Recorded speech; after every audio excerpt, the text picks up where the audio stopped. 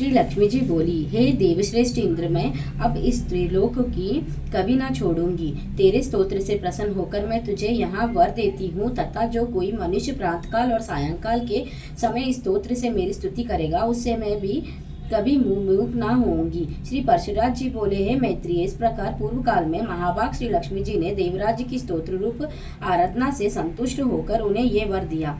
लक्ष्मी जी पहले भृगु जी के द्वारा ख्याति नामक स्त्री से उत्पन्न हुई थी। फिर अमृत मंथन के समय देव और दानवों के प्रयत्न से वे समुद्र से प्रकट हुई।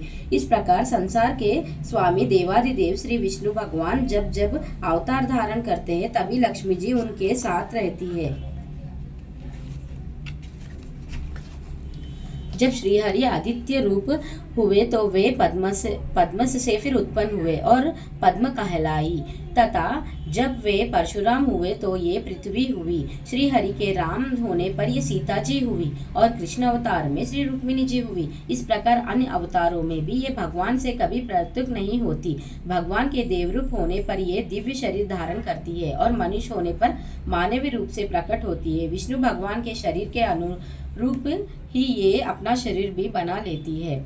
जो मनुष्य लक्ष्मी जी के जन्म की इस कथा को सुनेगा अथवा पढ़ेगा उसके घर में वर्तमान, आगामी और भूत तीनों लोकों के रहते हुए कभी लक्ष्मी का नाश ना होगा। हे मुने, जिन घरों में लक्ष्मी जी के स्तोत्र का पाठ होता है उनमें कलह की आधारभूता दरिद्रता कभी नहीं ठहर सकती।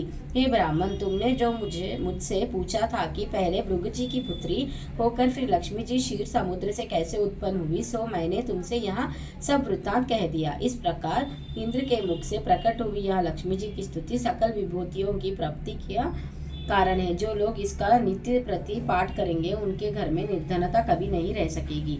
इस प्रकार श्री विष्णु पुराण पहले अंश में 9वां अध्याय समाप्त।